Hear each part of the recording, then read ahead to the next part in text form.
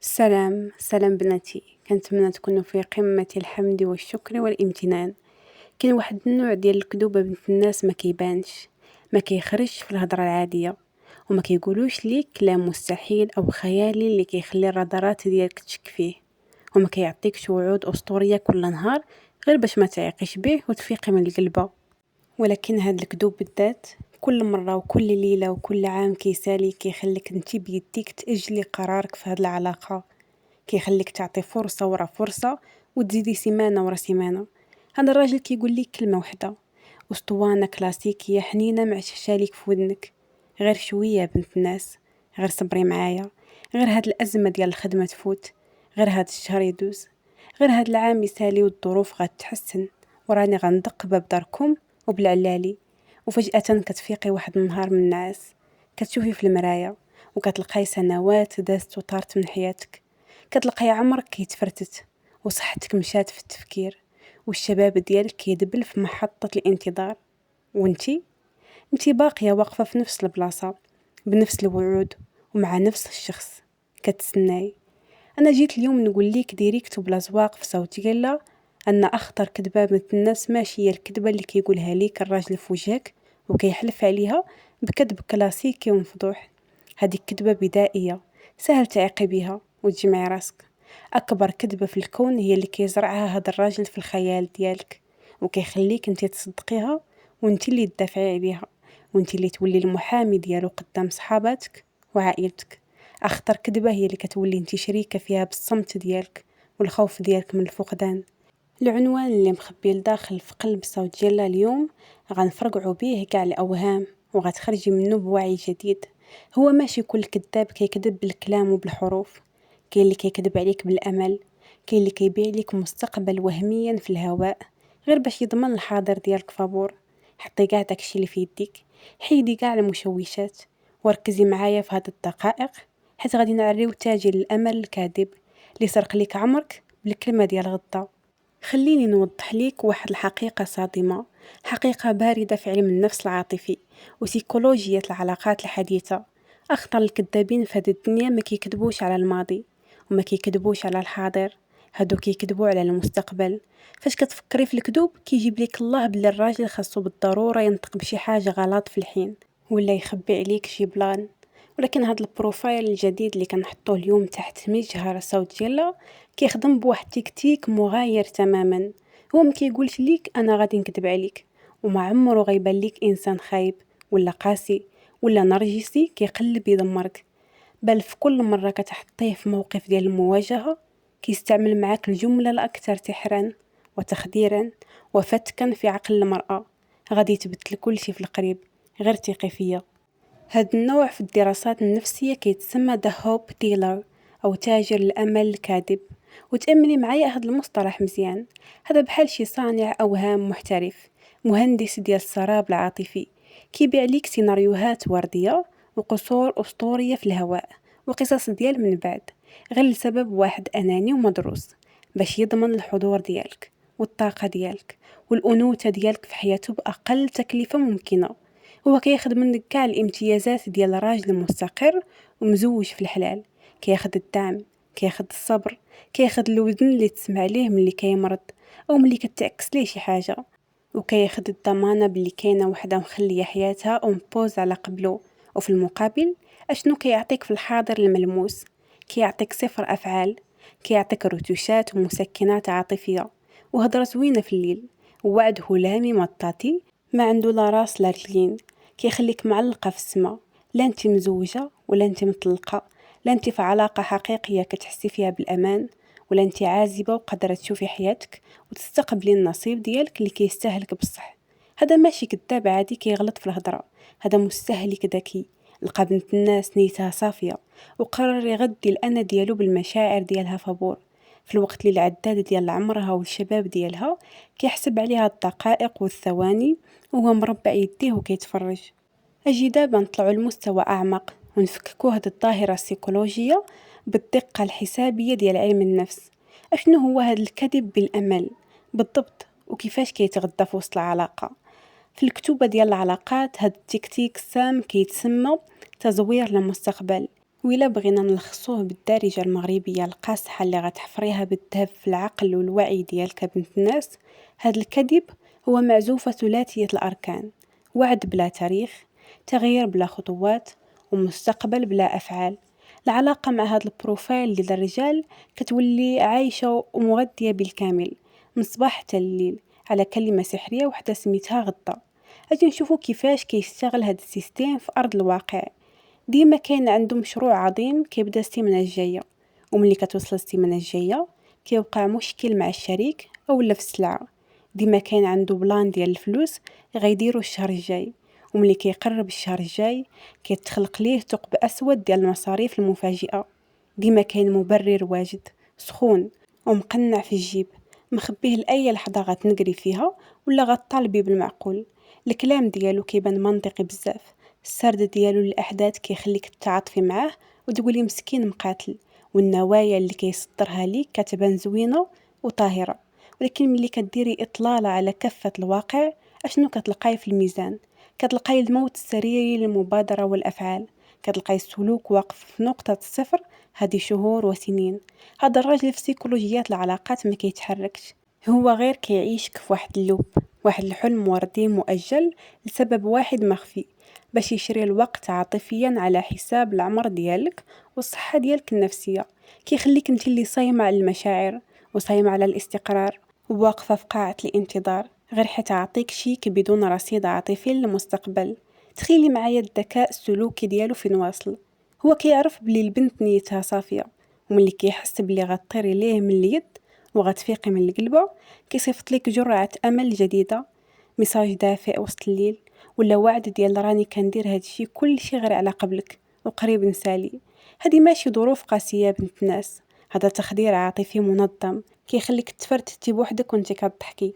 انا اليوم هنا بنت الناس ما جيتش نهضر ليك على الالم العادي ديال الحب، وما جيتش نتباكى معاك على العذاب والفراق والدموع اللي كدوزيها وسط الليل. هادشي كاع كيتداوم مع الوقت النسيان. انا اليوم في صوت جيلا جيت نهضر معاك على اغلى واثمن واقدر حاجه كتملكيها في هذه الدنيا كامله، حاجه الا مشات عمرها ترجع، لا بالفلوس ولا بالبكا. جيت نهضر على الوقت ديال حياتك، على العمر ديالك اللي كيتسرق منك وانت كتشوفي. اجي نعريو هذا السيناريو الخبيث وشوفي معايا هذا الفيلم كيفاش كيتمشى في كواليس حياتك اليوميه بلا ما تحسي بالخطوره ديالو. كل شهر كدوزيه في هذا الجفاف العاطفي وهاد الحيرة وهاد قاعة الانتظار، كتجلسي مع راسك وكتخدري الوعي ديالك بمبرر كاذب وكتقولي معليش، غير هاد الشهر يدوز ويتحل هاد المشكل ديال الخدمة وراني غنرتاح. وكيدوز هاد الشهر وكيجي الشهر اللي وراه بمبرر جديد وسيناريو جديد. وكل عام كيسالي من عمرك كتشوفي البنات ديال جيلك اللي تزوجات، اللي دارت مستقبلها، واللي ولدات، وانت كتسدي عينيك وكتقولي لقلبك جيعان يمكن العام الجاي غيكون حسن، يمكن العام الجاي غيدير اللي قال لي وغادي يفرحني. حتى كتلقاي راسك في الاخر بلا ما تحسي، بلا ما ديري بحسابه، حولتي السنين ديال شبابك والانوثه ديالك والطاقه ديال حياتك بالكامل لواحد الوظيفه بائسه سميتها مصلحه الانتظار، وليتي حارسه ديال الاوهام. تخيلي معايا فين وصل بيك الحاله بنت الناس، وليتي كتقبلي بالنقص ديال الحاضر، كتقبلي بالبرود وبقلة الاهتمام وبالتهميش وبالدموع غير حيت هذا الراجل عطيك واحد الشيك بدون رصيد في المستقبل. عايشة في الفقر العاطفي اليوم غير حيت وعدك بالغينا غدا، وهذا غدا عمرو غادي يوصل. الراجل ملي كيبغي شي حاجة ديال بصح في حياته، وتأملي معايا الرجال في الفلوس وفي الحديد وفي الماتشات ديال الكرة، كينوض كيتقاتل عليها وكيسابق الزمن باش ما تضيعش منه. فعلاش ملي كتوصل النوبة عندك انتي كيولي هاد الوقت رخيص وعادي وكيدوز بالسيمانات والأعوام بلا ما يحرك صبع صغير؟ هذا ماشي صبر بنت الناس، هذا حكم مؤبد بالانتظار اللي انتي سديتي على راسك فيه وعطيتيه الساروت لراجل كيعيش حياته بالطول والعرض ومخليك انتي ميتة بالجوع في عز شبابك. اجي معايا دابا لداخل ديالك، اجي نغوصو في الكواليس المخفية ديال الوعي ديالك، وخليني نسولك هذا السؤال اللي كيحير كاع الناس اللي كيتفرجوا فيك من برا. علاش الدماغ ديالك بالذكاء ديالو وبقرايته وبالوعي ديالو كيصدق هاد الكذبة ديال الأمل المؤجل، وخا كاع المؤشرات والمنطق والأفعال والواقع كيقولوا بلي هاد الشي راه غير سراب ووهم؟ علاش كتغطي الشمس بالغربال وبخاطرك؟ في علم النفس السلوكي وعلم النفس العاطفي كاينة واحد الظاهرة خطيرة ومثبتة علميا كيسميوها فخ الاستثمار العاطفي المهدور. قيدي معايا هاد المصطلح مزيان وحفريه في دماغك بنت الناس. هاد القانون النفسي كيقول لك أن الكائن البشري ملي كيكب من وقته ومن الطاقة ديالو ومن دموعه ومن المشاعر ديالو ومن سنين حياته في شي مشروع أو في شي علاقة، كيولي مستحيل وصعيب عليه بزاف سيكولوجيا يعترف لراسو بلي ديك الطريق كانت غلط من الأول. العقل ديالك الباطني هنا كيتحول لأكبر كذبة في حياتك، كيولي كيتعلق بداك الأمل المؤجل وبكلمة ديال غدا غادي يتبدل، لسبب واحد مخفي غير باش يحميك من الصدمة المدمرة ديال مواجهة الحقيقة المرة. عقلك الباطني كيخاف عليك تفيقي وتلقاي الحقيقة عريانة قدامك، وإيه هي أن هاد السنوات اللي مشات من عمرك وهاد الشباب اللي داب وهاد التضحيات اللي درتيهم في كفة الميزان كل شي ضاع وتمشى في طريق خاوية مع الشخص الغلط اللي ما كيستاهلش. الدماغ ديالك كيجيب ليك التخدير بالأمل الكاذب، حيت أهون بمليون مرة من أنه يواجه ألم الخسارة. وهنا فين كتوقع الجريمة في حق راسك، كتولي انتي شريكة في الكذبة، كتولي انتي اللي كتغدي هاد الوهم بيديك وبالطاعة ديالك. ملي كيغيب سيمانة وصيفط ليك ميساج فيه كلمة دافية كيطير قلبك بالفرحة وكتكبري اللقطة في الخيال ديالك، غير حيت كتخافي من الفراغ، كتخافي من داك الصمت اللي غيبقى في حياتك إلا مشى، وكتموتي بالرعب من أنك تنطقي بديك الكلمة اللي كتهرس الأنا ديال المرأة، كلمة ديال أنا فشلت في الاختيار ديالي. تخيلي معايا بنت الناس، وليتي كتحمي الكذاب غير باش تحمي راسك من حقيقة أنك كنتي ضحية، وليتي كتشري الأوهام بالكاش من عمرك غير باش ما تسمعي صوت الحقيقة اللي كيقول ليك في ودنك كل ليلة حبسي، حبسي هاد المهازل.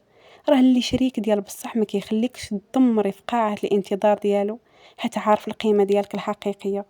أكبر مبرر وأشهر كذبة وأسهل مسكن عاطفي كدوزي على راسك في هاد اللحظة وانتي كتسمعيني هو إيوا راه مسكين باغي والمعقول كيجري ليه في الدم، ولكن الظروف هي اللي واقفة ضده، والكمال لله، والكل كيغلط في هاد الدنيا، والرجال راه ماشي بحال بحال. أجي معايا اليوم صوت جيلا نفرقعو هاد الوهم بالكامل ونحطو المنطق الحقيقي في كفة الميزان. أي واحد في هاد الدنيا يقدر يغلط، ويقدر يطيح في أزمة مالية أو عائلية خايبة، وتقدر الظروف تعكس معاه حتى العظم. هذا أمر طبيعي وواقعي وإنساني، وما كايناش شي بنت الناس ما غتوقفش مع راجلها وتصبر معاه في المحنة ديالو ملي كيكون المعقول باين ومحطوط في أرض الواقع.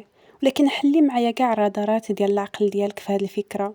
الفرق الجوهري والذهبي والفاصل في علم النفس بين الإنسان الصادق اللي طايح في أزمة وبين الإنسان اللي كيكذب عليك بالأمل هو خطوة واحدة. الشخص الصادق كيواجه الحقيقة العارية وكيشاركك في السعي والخطوات، أما الشخص الكاذب بالأمل كيأجلها. خليني نبسطها ليك بالخشيبات باش عمرك باقي تدوخي. الرجل الصادق ملي كتعكس معاه الوقت كيجي لعندك ديريكت، كيحترم عقلك والكبرياء ديالك وكيعطيك جدول زمني واضح وملموس وكاين في الواقع واخا يكون قاسح. كيقول لك أنا دابا يدي خاوية، ها المشكل اللي عندي وشحال ديال الوقت خاصني باش نحلو، وهذه هي الخطوة الأولى اللي غادي نديرها غدا ولا في السيمانة الجاية. وكتشوفيه بعينيك كيتقاتل في الزنقة وكيضرب تمارة وكيحرك الصخر غير باش يحترم داك البلان اللي وراه. كيعطيك أفعال واخا تكون صغيرة، ولكن كاين اتجاه واحد كيقربك من داركم. ولكن تاجر الأمل الكذاب بالمستقبل الوعود ديالو ديما مطاطية هلامية وضبابية ومثقوبة. عمرو كيعطيك تاريخ محدد لأي حاجة في حياته، عمرو كيوريك خطوة ملموسة في أرض الواقع كتدل على أنه كيتبدل.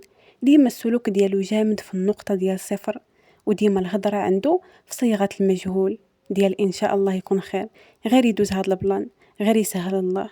وملي كيقرب داك الأجل أو التاريخ اللي اتفقتوا عليه والوقت كيتصير، كيتولد في البلاصة مبرر جديد وراه مبرر، وأسطوانة جديدة ورا أسطوانة، وكتولي الكذبة السابقة هي السبة ديال الكذبة الجاية. كتبدل غير التاريخ والسمية ديال المبرر، ولكن السلوك والنتيجة كتبقى هي صفر تقدم. هذا يا بنت الناس ماشي الظروف اللي حبساتو على المعقول، هذا إنسان بارع في إدارة المماطلة العاطفية، باغي يخليك غير احتياط في جيبه، رابطك بحبل ديال الأوهام باش تضمن ليه التوازن العاطفي في حياته في الوقت اللي هو ما هاش الهم لوقتك ولا لعمرك اللي كيضيع في الفراغ. الصادق كيخلق الحل من وسط الأزمة، والكذاب بالأمل كيخلق من وسط الأزمة مبرر باش يستمر في الكذب. أجي معايا دابا، حطي يدك على قلبك وحيدي كاع العواطف وحيدي التبريرات اللي ركبتيها لراسك هذه شهور وسنين، وأجي نديرو واحد الاختبار حقيقي بارد وقاسي، اختبار الواقع اللي غيصدم الكبرياء والكرامة ديالك لداخل، ولكن غيحيي فيك النخوة العازة اللي ماتت من الأوهام. أنا غنسولك واحد السؤال وبغيتك دابا وانت كتسمعي في صوت جيلا تجاوبيني عليه بكل شجاعة وعزة نفس اللي كاينة لداخل ديالك وفي خاطرك. حيدي ليا كاع ديك الهضرة الكثيرة والوعود ديال الزواج والولاد والدار والسيناريوهات ديال المستقبل اللي كيجلس يبيعها ليك وسط الليل في التليفون ملي كيكون جالس وحده. حيدي كاع داك الغزل والكلام المعسول اللي ما كيكلفو حتى ريال، وسولي راسك هاد السؤال الحقيقي اللي هربانة منه: واش هاد الوعود ديالو كتنقص المسافة بصح؟ واش كتزاد قربا ونضجا كل مرة في أرض الواقع، ولا كيتبدل غير التاريخ والسمية ديال المبرر والسلوك كيبقى هو هو؟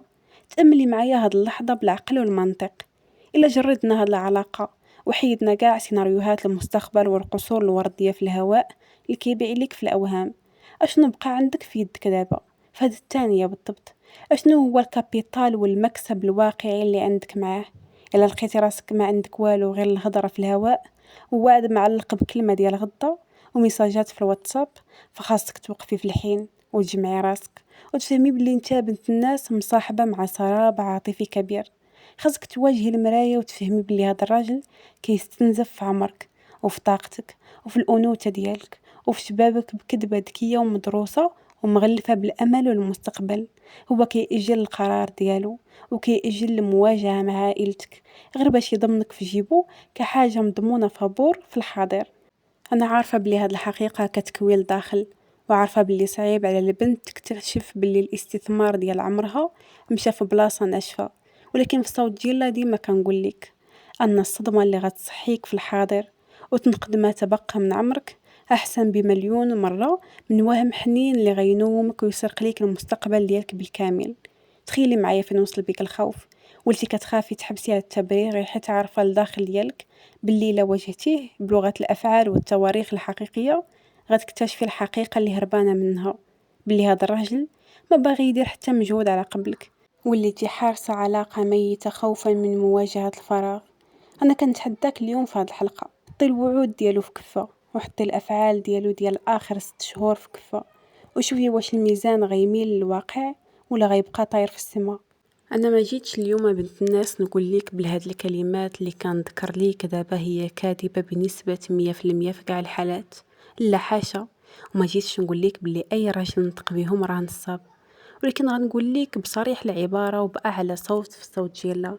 هاد الكلمات بالذات خاصك من اليوم تسمعيها بحذر شديد وتركبي الرادارات ديالك ملي تسمعيها، حيت هاد الجمل اللي لما كانوش تابعينها افعال ملموسه في الحين كتشوفها عينك راه كتولي ديريكت عبارة عن مخدر عاطفي خطير كيتحقن في العرق ديالك غير باش تبقاي غايبة على الوعي. حلي ودنيك مزيان وقيدي معايا هاد الأسطوانة اللي حفظتيها وغتلقاي راسك كتسمعيها في كاع أوقات المماطلة. الكلمة الأولى غادي نولي أو غادي نبدل ديما في صيغة المستقبل، كيوعدك بنسخة جديدة منه غتولد الشهر الجاي، ولكن في الحاضر كيتعامل بنفس الإهمال وبنفس البرود.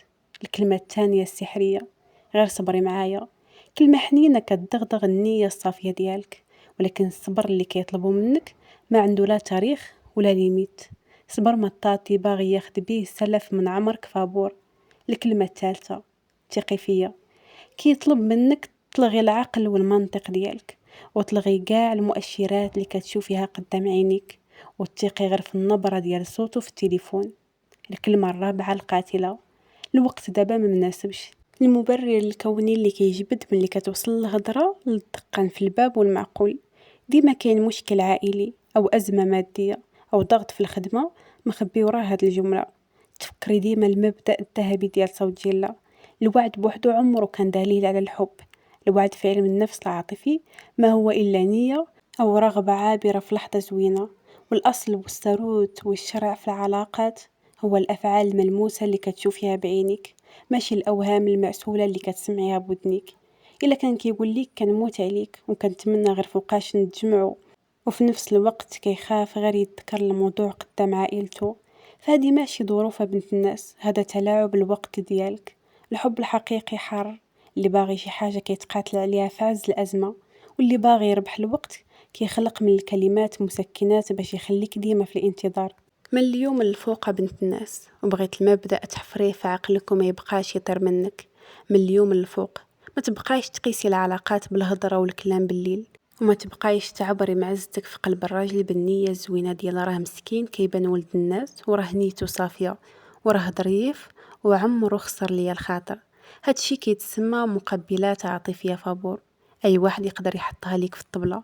أجي نعطيك الميزان الحقيقي، الميزان الذهبي اللي غتعبري به القيمة الحقيقية ديالك في حياته وفي عينيه، بلا زواق وبلا مكياج. من اليوم حتى قدامك 3 ديال الأسئلة باردة وقاسية، وعبري بها آخر 6 شهور دازت بيناتكم في هذه العلاقة. السؤال الأول، شوفي شنو تبدل بالضبط في أرض الواقع في هاد 6 شهور اللي دازت. واش كاين تقدم ملموس؟ واش المسافة بينه وبين داركم نقصات؟ ولا السيمانة اللي دازت بحال هاد عامين؟ السؤال الثاني، شنو دار على قبلك في الحياة ديالو اليومية؟ واش تبرزت؟ واش زاد السوايع ديال الخدمة؟ واش دار مجهود مادي أو معنوي كيدل على أنه كيسابق الزمن غير باش يدير ليك بلاصة حلال في حياته؟ السؤال الثالث والأهم، شنو هي المسؤولية الحقيقية اللي كيتحملها في هذه الأيام الأخيرة غير باش يحافظ على الوجود ديالك معاه؟ إلا جلستي مع راسك وشفتي هذا الميزان بكاع الصدق اللي عندك، ولقيتي المؤشر والنتيجة هي صفر، مجهود صفر، خطوات صفر، أفعال صفر، فتما غتنزلي من سحابة الأوهام وغتفرقعي هاد البالونة، وتعرفي بلي هاد الراجل ما عطيك والو من غير الكسل العاطفي والوعود المؤجلة والشيكات اللي بدون رصيد. غتفهمي بلي هاد الراجل مخليك هازة الحمل ديال العلاقة بوحدك، وكتعذبي بوحدك، وكتفكري في المستقبل بوحدك، لسبب واحد قاصح، كيقيس الكبرياء ديالك. لأنه عارفك مضمونة في جيبه، عارف باللي غير كلمتين حلوتين وميساج دافئ في الواتساب ووعد هلامي ديال صبري معايا كافيين باش يرجعوك للطاعة وتصبري عام آخر فابور. الراجل بنت الناس ما كيعرف المرأة الغالية وصعيب اللي يوصل ليها، وما كيتسناش الوهم، كيخاف من الثانية اللي تقدر تمشي وتخليه، وكيتحرك بأقصى سرعة عندها غير باش ما يخسرهاش. أما اللي كيحس باللي وقتك رخيص وباللي عمرك ما عندك ما ديري بيه غير من غير الانتظار، كيجلس مربع يديه وكيبيع ليك الأمل بالتقسيط الحلال. واش غتبقاي شيك مضمون في جيب تاجر أمل، ولا غتغلي قيمتك وتوري باللي اللي ما عندوش أفعال في الحاضر ما عندوش بلاصة في المستقبل ديالك؟ في الآخر ديال هاد الحلقة بنت الناس، وباش نكونوا منصفين وصادقين مع نفوسنا قبل أي حد، خليني نقول لك حقيقة يمكن غتريح قلبك شوية. يمكن هذا الراجل ما كانش كيكذب في اللحظة اللي قال ليك فيها غيتبدل، ويمكن بصح كانت عنده النية ديالو صادقة وطاهرة في ديك الدقيقة اللي عطاك فيها الوعد بالزواج والاستقرار. ولكن الواقع المر والدرس القاصح اللي خاصك تواجهيه وتخرجي به اليوم من صوت جلة، هو أن الإنسان في العلاقات ما كيتحاسبش على النوايا اللي مخبيها في الداخل، كيتحاسب غير على الأفعال اللي كتدور في الواقع. إلا كانت حياتك ومشاعرك وسنين شبابك والأيام الزوينة ديال عمرك كلها مبنية ومحنطة على وعود مؤجلة في المستقبل، راه هادشي ماشي مشروع مستقبل عاطفي، هذا راه كيتسمى بلغة العقل حكم مؤبد بالانتظار الاختياري. انت اللي سديتي على راسك في القفص ديالو. الحب الحقيقي يا بنت الناس ماشي هو التعلمي وتدربي كيفاش تعيشي على الوعود المؤجلة والمسكنات الكاذبة. الحب الحقيقي هو الحاضر اللي غيتحرك، هو الأمان اللي كتحسي به اليوم، والسعي اللي كتشوفي فيه بعينيك دابا، وتفكري ديما في المبدأ اللي تبنى عليه هذا البودكاست وتأسس على قبله. صوتك غالي وقيمتك أغلى، وعمرك ما تخليه رخيص في جيب شي حد. دابا وصلنا للمحطة ديال الحسم والشجاعة. هاد الحلقة ما بغيناهاش تدوز عليك غير هكاك، بغيناها تكون نقطة تحول في حياتك. هبطي دابا ديريكت للتعاليق بكل فخر وعزة نفس ونخوة مغربية حارة، وكتبي لي هاد الجملة اللي غنزلزلو بها ونفرقعو بها كاع الكومنتيرات اليوم، باش كاع اللي دخل يقرا يعرف باللي بنات صوتجيلا واعيين وقاصحين. ما بقيتش غنعيش في قصور الهوى. كتبيها وبارطاجي معنا بكل صدق وبكل أمان في المجتمع ديالنا الصغير. واش من بعد هاد التشريح كتعرفي بصح تفرزي وتفرقي بين الوعد الحقيقي اللي تبعاه الخطوات في الزنقة، وبالوعد المطاطي اللي غير كيأجل القرار ديالك وكيخليك معلقة.